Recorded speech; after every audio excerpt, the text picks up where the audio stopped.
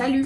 Bon, en vrai, je sais même pas comment commencer parce que la vidéo n'est pas écrite, je n'ai pas de notes. Le truc, je l'ai fait sur un coup de tête. C'est vraiment hier, je me suis dit, ah, pourquoi pas. Je pense que je vais genre parler pendant 20 minutes. Ça va être un TED Talk. Donc, si vous voulez pas m'entendre parler pendant 20 minutes, je vous invite à quitter la vidéo. Sinon, si vous voulez m'écouter pendant 20 minutes, vous pouvez rester. En vrai, je pensais même pas refaire de vidéo un jour parce que de base, je devais en poster une en septembre-octobre, je crois. Et au final, je l'ai pas fait parce que je l'ai tourné, je trouvais que c'était trop naze, donc du coup je l'ai pas fait en fait.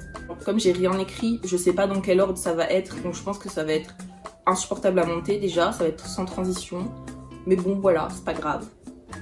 Bref, du coup sans transition et sans intro, parce que là ça fait 15 minutes que j'essaie d'introduire le truc et j'arrive pas. On va parler de mes études parce que de toute façon il y a quasiment que ça dans ma vie, genre voilà. Donc du coup je vais parler de ça parce que sinon j'ai rien d'autre à raconter. Je suis en 4e année de médecine, enfin entre guillemets en fin de 4e année de médecine, et je pense que je vais reprendre du début. Comme ça en plus vous voyez comment je suis intelligente sans le vouloir. I am so powerful, my mind, oh it amazes me sometimes. C'est que là en ce moment je crois qu'il y a les bails de Parcoursup et tout là, ou je sais pas quoi, enfin bref, les lycéens je crois qu'ils sont en train de choisir leur bail, ou alors ils ont déjà choisi, je sais pas, bref, mais en tout cas s'il y en a qui veulent se lancer dans une passe l'année prochaine dans bref des études de santé, j'espère que vous allez tomber sur ma vidéo parce que je pourrais renommer ce truc là, c'est ce que je vais dire, ça va s'appeler la vérité sur les études de médecine. Je n'ai fait que 4 ans mais j'en sais déjà assez. On est de retour en 2017 et j'ai 17 ans, je viens d'avoir mon bac. Ça me fait très mal de dire ça parce qu'en fait je me suis rendu compte que je suis plus proche de mes 25 ans que de mes 15 ans, alors que dans ma tête genre le lycée c'est pas si loin. Mais bon bref, c'est pas grave, ça en fera une crise existentielle plus tard, là c'est pas le moment. Allez, ça rechiale. Bref, du coup je viens d'avoir le bac et j'ai eu l'excellente idée de m'inscrire en PACES dans le but de devenir médecin et de devenir médecin légiste pour plus de précision. Dans ma petite tête naïve de nouvelle étudiante qui vient de débarquer, je me suis dit bon ça va être dur, on m'a dit tout ça, il y a que 30% de gens qui passent, mais ça va être quelque chose que j'aime, tu vois, donc si j'aime bien ce que je fais, ça va pas être si compliqué d'apprendre.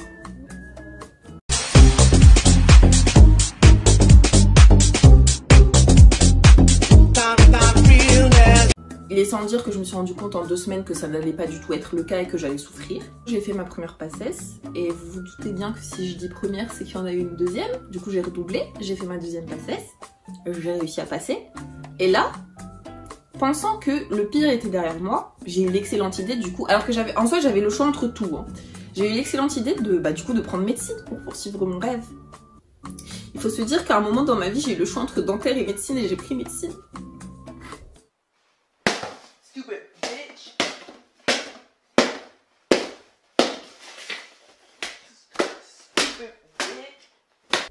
Donc, pensant que le pire était derrière moi, j'arrive en 2e année. Et genre, je sais pas pourquoi. En fait, dans ma tête, c'est qu'on nous avait tellement vendu la 2e année comme un truc de ouf. Genre, ça allait être trop bien et tout. Genre, c'était un peu ta récompense après ta PACES. Que moi, je m'attendais vraiment à un truc de ouf.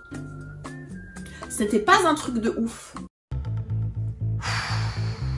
Quelle perte de temps, quelle perte d'énergie. En fait, je pense que la raison pour laquelle tout le monde vend la P2 comme une année de ouf malade, c'est que en fait t'as le temps de faire des soirées et tout machin, genre en mode d'avoir une vie étudiante entre guillemets. Sauf que moi de base je suis pas vraiment hyper soirée et tout. En vrai je suis une personne très ennuyeuse et très ennuyante, donc du coup je me suis pas reconnue dans cette vibe en fait. Donc du coup j'étais assez déçue. Surtout que les cours étaient nazes, mon stage était naze. En plus, je l'ai déjà raconté dans une autre vidéo, mais du coup j'ai dû prendre un taf étudiant pour payer mon permis, donc forcément...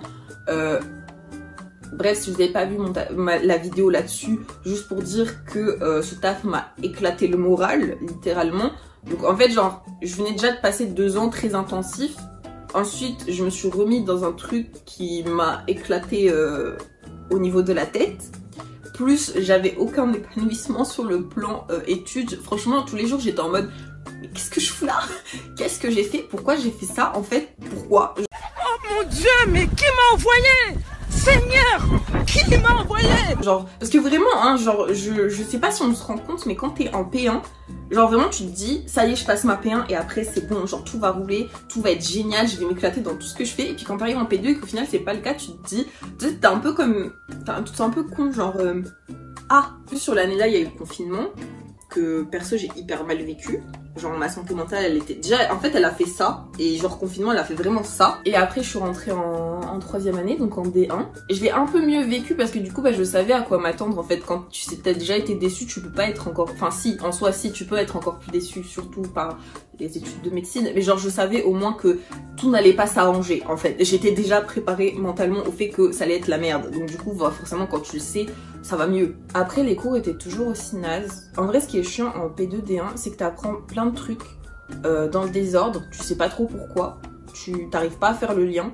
Et du coup, bah, ça, enfin, franchement, comment dire, s'y mettre, vraiment à fond, avec l'envie de faire quelque chose et d'avoir un aboutissement, bah, c'est pas forcément évident. Et bah, perso, dans ma fac, on commence, entre guillemets, l'externat dès la D1, parce qu'on commence à bosser sur les gros collèges de médecine dès le mois de mars. En vrai, je sais pas si je pense qu'on est la seule fac de France à faire ça, mais du coup, on est en contrôle continu, c'est-à-dire que du coup, on avait des partiels à peu près, genre... les mois à peu près. Du coup, franchement, grosse ambiance. Mesdames et messieurs, bonjour. Ça continue à se gâter, ça ne va pas s'arranger. Après, il y a eu les vacances d'été de 2021. Du coup, je suis partie en Guadeloupe, c'était cool. En septembre, je suis revenue et j'ai commencé officiellement l'externat. L'externat, qu'est-ce que c'est? En gros, l'externat, c'est 3 ans où tu apprends toutes les connaissances de médecine qu'un médecin généraliste devrait normalement avoir. Ces connaissances sont censées te préparer à un concours, le concours des ECN qu'on passe normalement en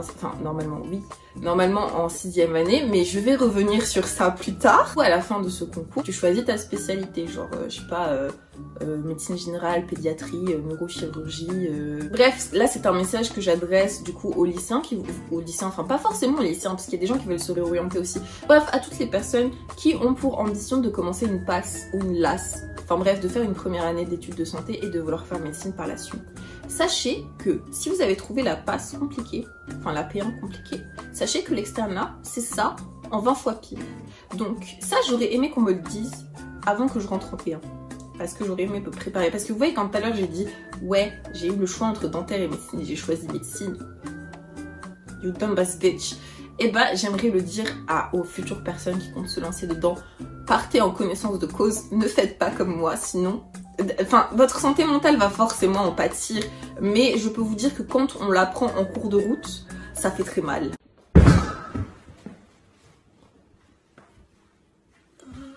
J'ai trouvé cette première année d'externat, bah en vrai, c'était horrible, mais c'était stimulant. Moi, je suis une personne un petit peu genre qui a besoin de challenge, tu vois, un peu de... voilà.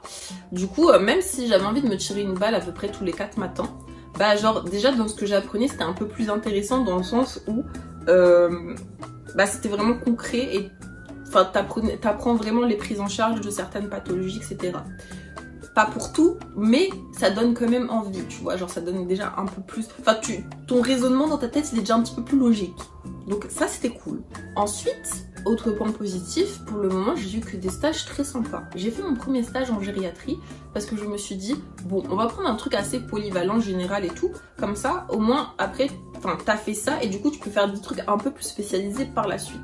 Du coup c'était ça mon idée, franchement, enfin je trouve que c'était une bonne idée du coup parce que c'était assez sympa. Mon deuxième stage c'était en pédiatrie, aux urgences et bah c'était, enfin en même temps j'ai fait que 2 stages en soi donc du coup je peux pas dire que c'était mon stage préféré mais pour le moment c'est mon stage préféré.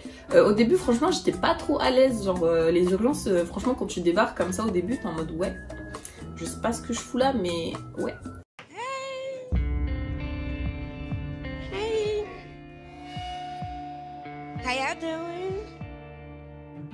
Et au final, bah, je pense que c'est le stage qui m'a le plus fait progresser et je pense que je progresserai jamais autant dans un autre stage. Bon après encore une fois je vois pas l'avenir mais voilà.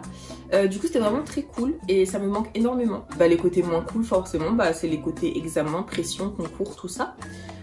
D'autant plus que je vais arriver au point pour lequel ma santé mentale ne fait que décliner de jour en jour. C'est la fameuse réforme. Donc comme je l'ai dit tout à l'heure, normalement le concours des ECN on le passe en fin de 6e année. Voilà, c'est un concours, en fonction de ton classement, et ben tu choisis ta spé, tu choisis ta ville d'internat. Sauf que nous, on nous a dit Wait! Behind you! Oh my god! Je suis dans la promo crash test qui va tester la nouvelle réforme, qui n'est absolument pas finie. Hein. Donc en fait, pour vous expliquer, je suis censée passer le concours dans à peu près un an et demi. Et bah rien n'est fait. Enfin genre il y a rien de prêt encore. Donc vous avez promis, du coup, comme on avait un an en moins, et ben on avait un tiers du programme en moins. Sauf que c'était déjà un tiers du programme que ceux d'avant ils apprenaient pas. Wait, is this fucking play about us? Voilà, du coup je ne sais pas où je vais, je ne sais pas où on va, mais on y va. Ça c'est sûr.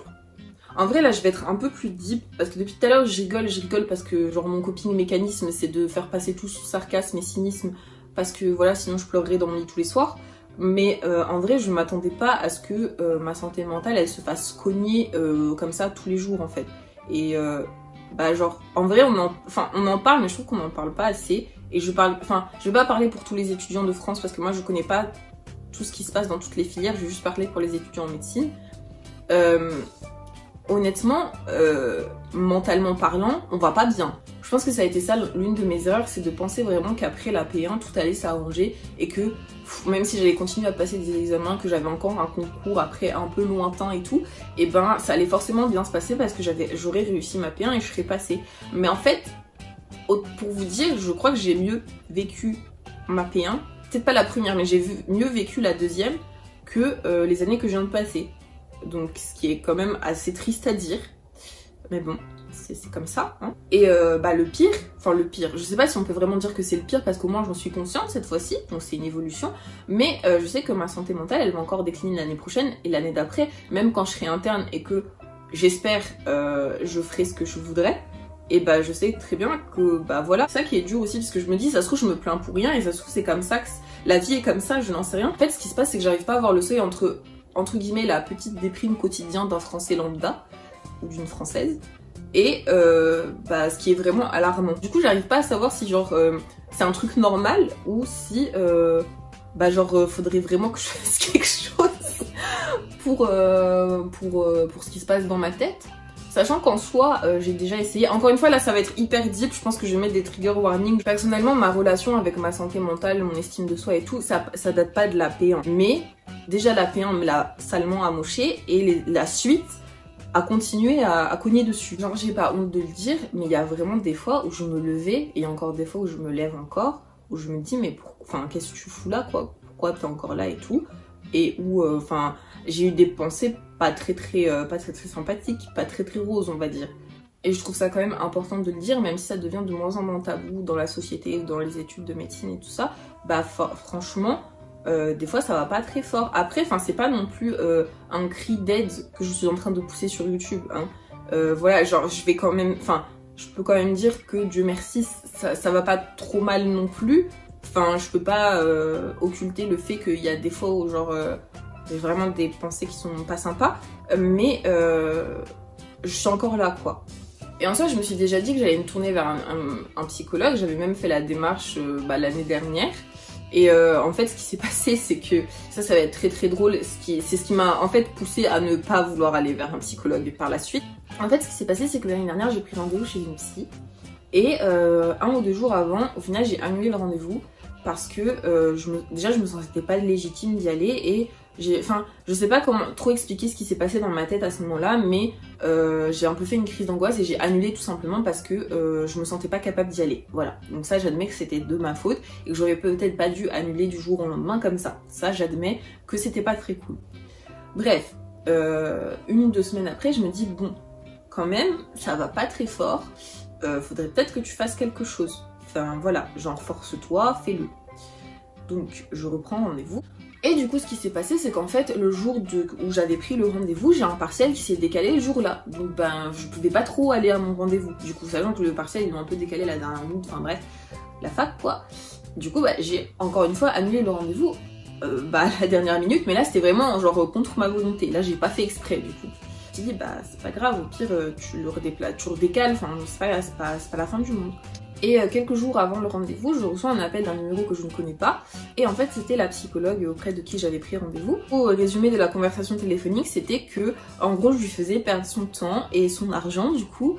Et que si j'étais pas prête à voir une psychologue, j'avais qu'à pas prendre de rendez-vous. Hello, Peppa? Et la cerise sur le gâteau, ça a été quand elle m'a demandé au téléphone, sachant que j'étais pas chez moi, bon ça elle pouvait pas forcément le savoir, mais bref, j'étais pas chez moi, il y avait plein de monde autour de moi, qu'elle m'a demandé mais pourquoi vous voulez voir une psychologue?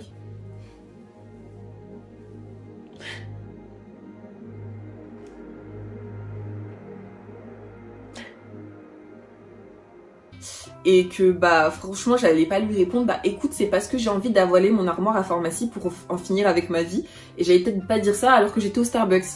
Je peux comprendre que j'étais en tort parce que peut-être que j'aurais pas dû annuler mes rendez-vous du jour au lendemain, ça je peux comprendre parce que les gens ne sont pas à ma disposition, mais à partir du moment où toi t'es psychologue et que tu demandes des choses aussi insensibles avec un ton aussi accusateur et culpabilisant à des personnes qui vont, enfin, qui du coup si elles vont chez le psy c'est que ça va pas forcément très bien.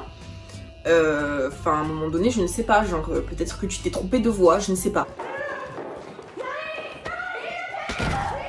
À partir de ce moment ça m'a un petit peu coupé l'envie de voir un psy, même si je sais que tous les psys ne sont pas pareils, je ne mets pas tout le monde dans le même panier.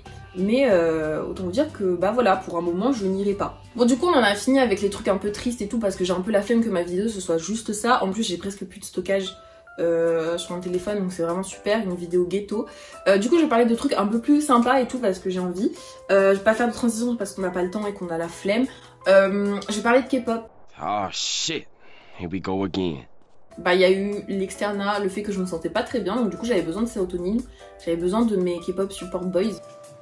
Gênant. Voilà, je pensais être sortie du truc, je m'étais dit ouais, plus jamais je donne mon argent à eux, plus jamais, c'est même pas français ce que je viens de dire, plus jamais je tombe dans leur piège de relations parasociales parce qu'ils sont trop forts pour ça, pour te faire consommer encore plus. Déjà, il faut expliquer que en soi, j'écoute de la K-pop depuis que je suis en 6ème, mais en gros, j'avais une grosse période quand j'étais au lycée et après, ça s'est un petit peu étiolé déjà du fait que les groupes que je suivais faisaient, enfin les sons qu'ils faisaient, j'aimais plus trop ce qu'ils faisaient.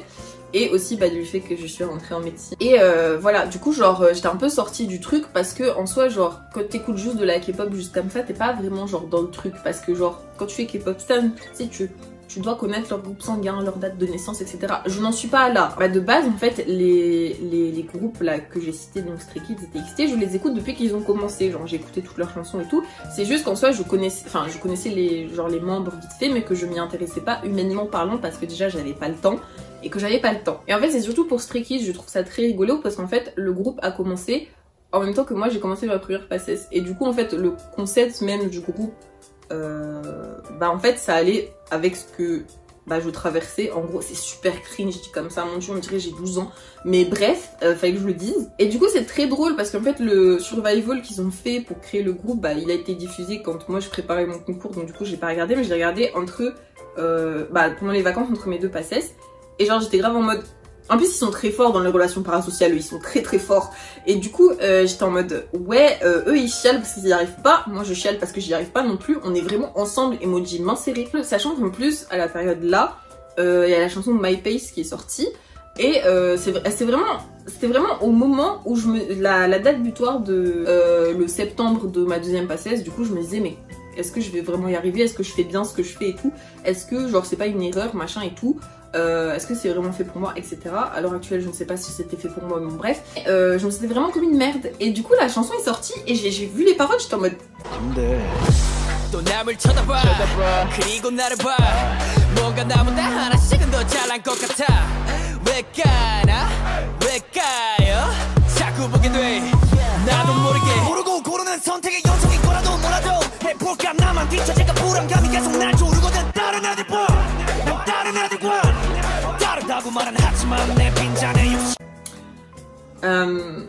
Vous avez mis des caméras dans ma maison ou quoi? Enfin, sur comment vous faites? That's suspicious. That's weird. En gros, humainement parlant, je m'intéresse au groupe que depuis genre fin 2020 quoi. Même si j'écoutais depuis longtemps avant et tout, donc c'est très drôle. Et en soi, c'est toujours, j'ai toujours voulu les voir en live. Et c'est très drôle parce que moi je suis un peu le dindon de la farce, c'est-à-dire qu'ils sont passés en 2019. Mais comme j'avais déjà fait un concert avant et que j'avais plus une thune, et ben j'hésitais à y aller. Parce que je me disais, ouais au pire t'es dans le rouge, c'est pas grave. Sauf que la partie rationnelle de mon cerveau était en mode, tu dois payer ton permis en fait. Donc on n'a pas le temps, tu iras les voir une autre fois, c'est pas grave. Sauf que si j'avais su qu'il allait avoir le Covid et tout, peut-être que j'aurais pas écouté la partie rationnelle de mon cerveau, mais bon c'est pas grave. Donc du coup s'ils pouvaient mettre des dates pour l'Europe, ce serait très sympa parce que bon moi j'ai un peu envie de vous voir en live en fait. Shut the fuck up! Hey you shut up! Shut the fuck up! Shut up! Shut up! I just wanna know where you are. Shut the fuck up! Why are you still talking to me? Du coup, si vous me voyez acheter prochainement des places de concert pour TXT ou pour Stray Kids, encore faudrait-il qu'ils viennent, dites rien. Je suis en train de me rendre compte qu'il est genre 11h30. Enfin, je crois, parce que je vois pas l'heure vu que mon téléphone il est là. Le truc, c'est que je dois aller rejoindre ma soeur pour aller manger avec elle, genre dans 30 minutes. Et c'est pas la porte à côté, mais bon, MDR. En fait, pourquoi pas faire un vlog ton compte là? De toute façon, j'ai dit, cette vidéo, elle a pas de sens. Elle est pas écrite, c'est chaotique, donc tant qu'à faire, voilà. Ouais, du coup, on va déjà commencer par faire de la place parce que j'ai plus de stockage, donc du coup, genre, je vais pas faire un vlog sans place. C'est pas logique, mais le truc, c'est que je dois partir dans 10 minutes. Mais chaque fois que je fais un truc, c'est toujours chaotique. Genre, ça peut pas être genre bien. Non, je me suis pas dit, genre, je vais vider mon tel hier. Non, bah non. Bon, alors, c'est très drôle, j'ai pas réussi à faire de place, j'ai pas de batterie. Ma batterie externe n'a pas chargé. Bref, voilà, comme je disais, à chaque fois, chaque fois que j'essaie de faire un truc, ça se passe mal. Mais bon, c'est pas grave. Voilà. Bon, du coup, je suis enfin sortie de chez moi. Bien entendu, je suis en retard. Ma soeur est en train de m'insulter par message. J'ai l'excellente idée de mettre mes docks alors que j'ai des ampoules partout. De toute façon, ça a commencé de manière chaotique. Ça va se terminer de manière chaotique. Hein. Voilà, c'est fou.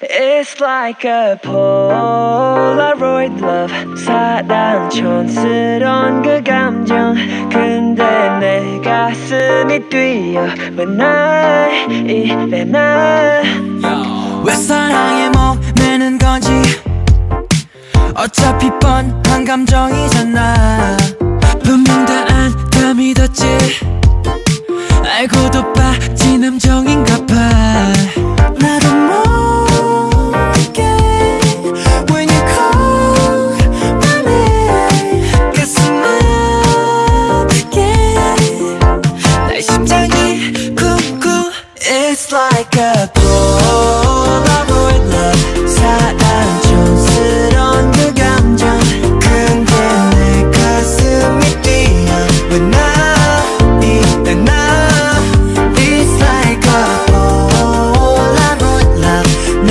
뜻대로 되지 않아 흔한 필터조차 없어 But I love the vibe yeah. Le temps j'ai faim frère, c'est pas la même chose. J'ai la dalle, j'espère que t'as bien compris ça. Oui, j'ai compris. Elles sont bonnes au moins. Ah quand? Ah le premier le petit. Oui, mais moi je te demande si les frites sont bonnes. Ouais, elles sont très bonnes.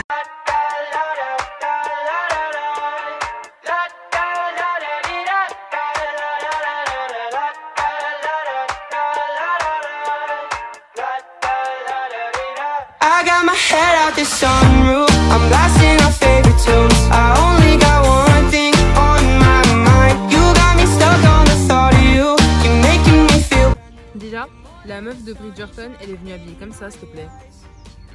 Mais il est où le thème là? Genre, tu sais, le thème, c'est, on te dit la fin des années 1800, donc c'est littéralement ta série. Genre, je veux dire, t'as juste à voler une tenue du machin. Toi, tu viens habillée comme ça? Non, vraiment, les gens sont bêtes. Attends, je vais te montrer les autres parce que franchement, genre... Alors, la meuf, là, l'autre meuf de Bridgerton, il est où le thème, là? Alors déjà, t'es mal les outfits des Jenner. C'est immonde. Elle a mis une casquette. Elle a mis une casquette. C'est trop moche. Une casquette avec un voile. Et l'autre, elle s'éteint les sourcils, là. Non, c'est trop. Attends, il faut que je te montre Sébastien Stan parce que lui, c'est vraiment genre... Une blague, le mec. Le mec est une blague.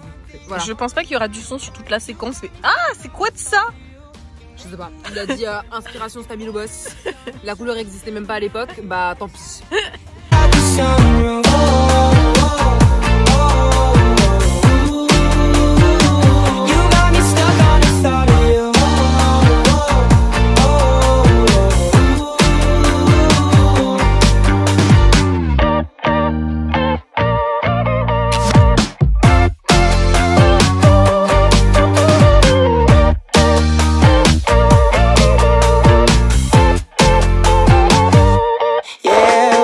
Driving down the freeway at night I only got one thing in the back of my mind I'm feeling like this might be my time to shine With you, with you, with you I got my head out the sunroof I'm blasting our favorite tunes I only got one thing on my mind You got me stuck on the thought of you You're making me feel brand new You're more than a sunshine in my eyes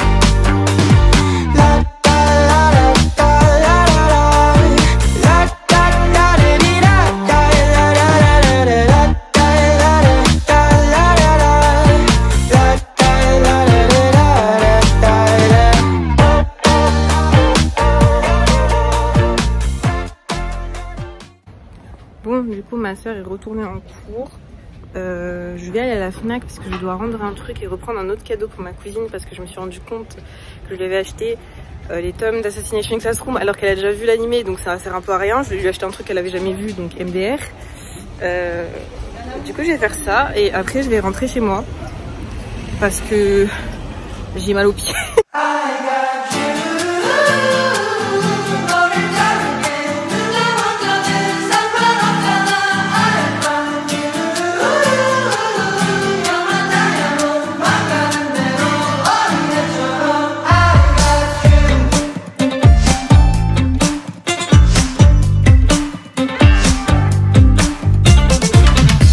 수많은 사람들 속 I'm rocking to you.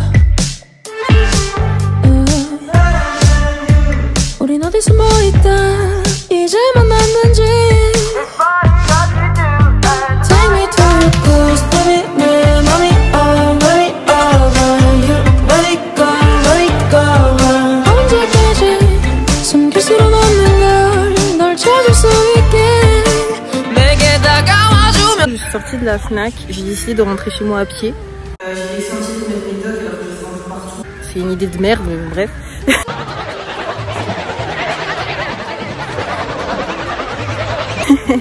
Et bah voilà, de toute façon j'ai plus de batterie en fait, genre j'ai plus de stockage, j'ai plus de batterie. Ce fut un vlog très chaotique, même si au début c'était pas un vlog, mais bon bref, je ne sais même pas si cette vidéo sortira, en tout cas je l'espère.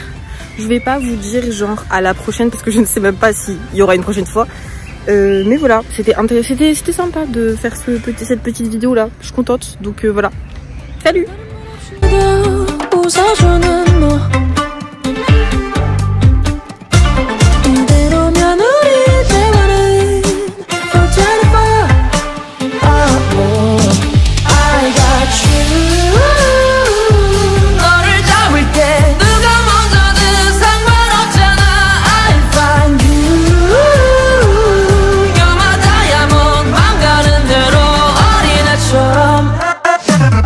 오늘 이 밤 내 인생 최고의